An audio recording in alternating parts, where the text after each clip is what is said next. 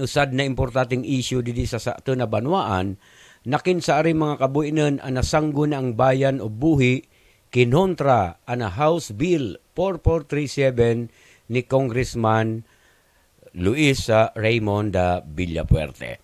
Bueno mga kabuinan, sa botong 6-4, kinontra niya nasanggo ni ang bayan o ading SB, kasulunes nagtalikod na semana, Pebrero 7, ang naproponidong House Bill 4437 ni 2nd District Representative Luis Raymond Villafuerte, niya na House of Representative, na nagitaoning frangkesa sa Bicol Light and Power Corporation o Bicolite para mag-establisar, mag-operar, magmanihar ning power distribution system sa banwaan ning Baaw, Balatan, Bato, Buhi, Bula, Nabwa ag syudad ning Iriga sa probinsya ning Camarines Sur.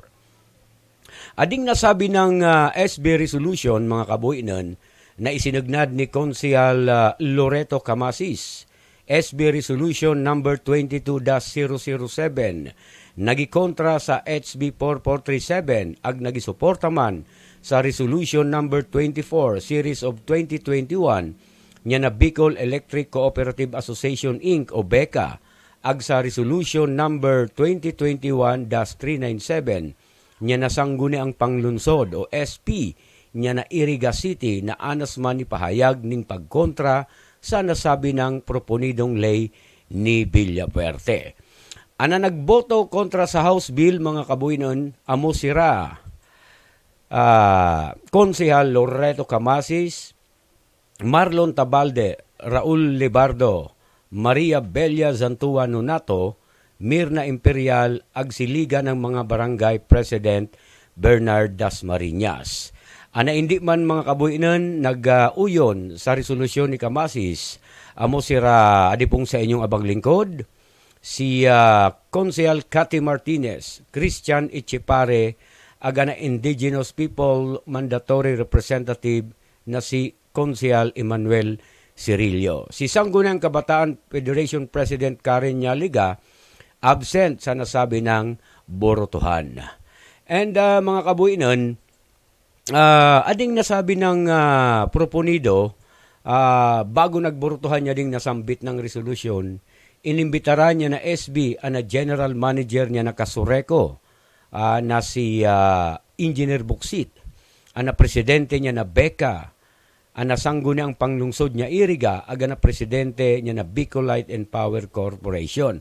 Alagad amusanang nag-abot na representante niya na sanggo niya ang panglungsod niya na Iriga na si Konsehal Sani Magistrado.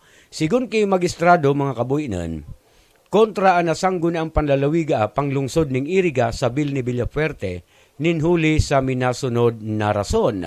Primero mga kabuinan, adi ko nung anak Kasureko kuno, agko nakakapta na prangkesa sa loob ning 50 taon. Puon kaso Hunyo 6, 1979 hasta Hunyo 6, 2029. Nagarantisado niya na Section 7 niya na ipira law. Nakinsari, baga sana mag-supply ng kuryente ang mag-promote ng full electric distribution sa Rinconada, kundi maging katuwang niya na gobyerno sa total electrification program sana nasasakupan na lugar. Ana ikadawang rason niya din nga Kasureko, nag-improve naman kuno subuot ana serbisyo ag manihamento niya na Kasureko 3, puon kaso i-deploy niya na National Electrification Administration o NEA ana Task Force Rinconada kaso 2017 nakinsari klasifikado adi niya na NEA alin sa Category C kaso 2017 papunta sa Category A Electric Cooperative kaso 2019.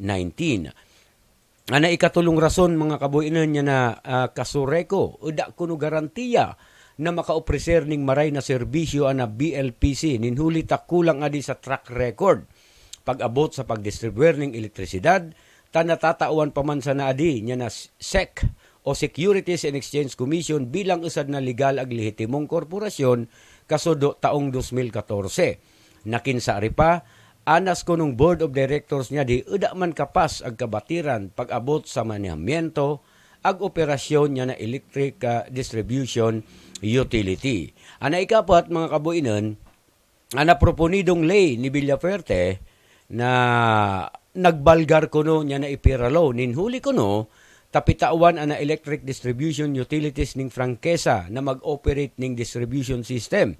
Nakinsari ana distribusyon ning elektrisidad usad na natural na monopolya. Mantang ana kasureko 3 pagsasadiri kuno niya ng mga member consumers. Aga na ultimong rason mga kabuinan ana elektrifikasyon kuno.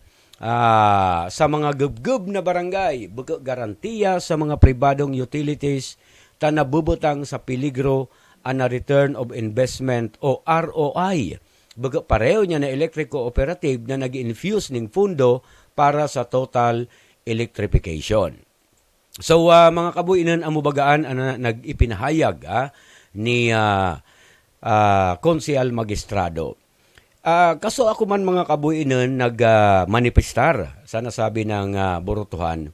Hindi po nag-uyo na ding sa inyong abang lingkod. Di ako nagboto sa resolution ni Kamasis. Takasupi ayat ko, yung full text o dokumentos niya na Beka Resolution kay Maestrado na among naging basihan sa pag-upunir niya na sangguni ang panglunsod iriga, uda adi maitao. Ta mismo nga ni kuno iya, uda man niya nakakapta na kopya niya ni Beka Resolution. Mala ka importante nga makita kinta ng mga kabuinan o mabasa ag mapag-adalan niya na sangguni ang buhi ana mga rason niya na Beka basado sa sakandang resolusyon tanganing magkaaguman kinta na ning tamang pag-ebalwar ana SB buhi bukeng nakadepende sa nasa rason niya na sangguni ang panglunsod niya iriga.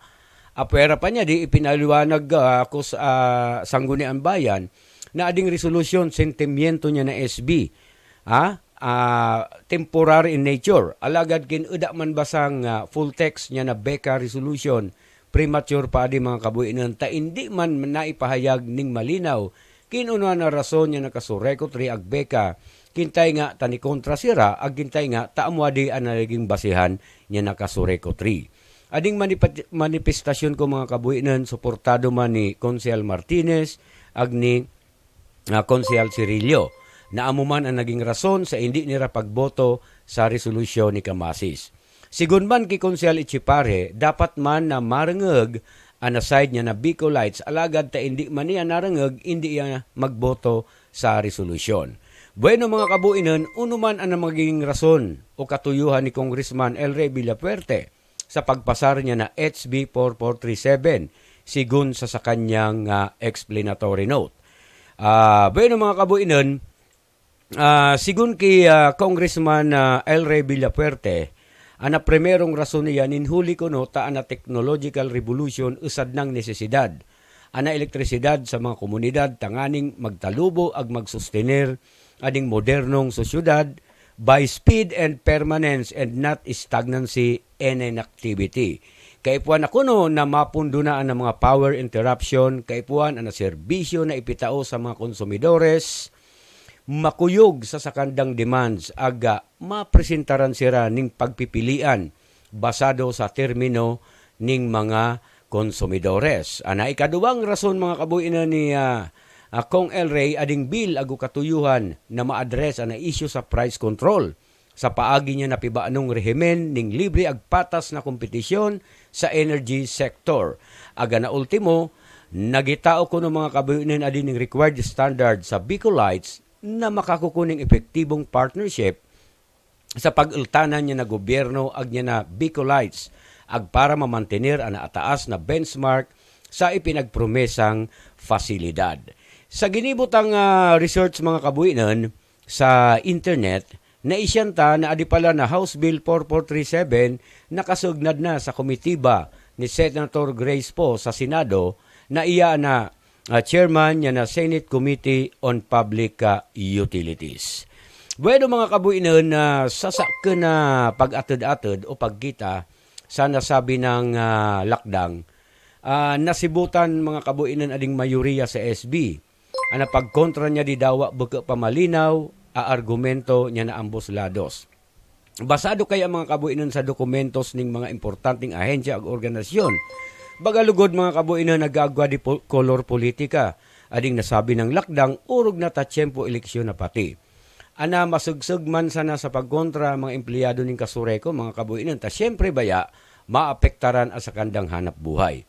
Alagad hindi ko na mamati sa Kasureko 3 at tunay na esensya ning usad na kooperatiba. Kisira dawa uda na mga patronage refund. Basta pakarayon kintaan na serbisyo, uda na mga brownout, mga unannounced power interruption, ag ana pinakaimportante, baad ababaan na presyo ning kuryente, kading Bicol baga mga kabuinan usad sa source ning elektrisidad niya ding nasyon, sa paagi niya ding Tiwi geothermal power plants. Amo man sanaan mga kabuinan na suma total. Dawa ag Bicolites kin ana mga konsumidores muya sa Kasureko 3 uda man magiginibo adi, ha? At least ago pagpipilian ang mga konsumidores. Sabi ni Kong El Rey, dapat ang mga konsumidores ago pagpilian. Basado sa kandang demand, bukang dawa maluya na serbisyo, no choice na kita. Sinyal maning maluya ag atrasadong komunidad, mababayan sa makaskas na pag-uswag niya ding nga Pilipinas ag niya na kinaaban. Kinadiman usad na political movement mga kabuinan a pinagingalas ko, uno daw ta si Konsehal Tabalde nakaalyado niya na mga Villapuerte ag ni dating Mayor Ray Lacoste nagboto a pabor sa mayoriya. Nabistadong kaalyado ni dating Congressman Rolando Andaya ag Mayor Margie Aguinildo. Sabi niya tong mga hodines, anyare? Di madisiplina gayud ni Mayor Lacoste asa kanyang mga kagawad bilang membro niya na sa kandang partido. Uno na sana mga kabuhinan, uno na sana daw, ana masasabi niya ni Kong El Rey Villapuerte ag ni Governor Migs Villapuerte. Adi mga ugang ipipaabot ko sa inyo, tanganing maisya ninyo, kinuno ana mga legislasyon, uno na mga pinag-iusipan naman sa Sangguniang Bayan o buhi, na importanteng marayta kami pinag-representar kamo. Ako natuod na mga kabuinan na pagparadaogan sa mga butuhan sa Sangguniang Bayan. Pera na magsisiyam na taon ang nakaagi. Alagad para sa akin mga kabuinan, ana importante, naninindigan po ading sa inyong abang lingkod. Tama sana mga legislasyon na uyon sa lay ag benepisyo, ag ana bibinipisyuan akadaklaning mga buinan. Diyan sa nakita mga kabuinan. Amo man po ana na sa akin na standard. Maski ako napaisip. Anyway mga kabuinan, amo na gayda di ana esensya ning demokrasya. No matter what, dawa ilaw a pagkasugnad ning legislasyon, majority rules.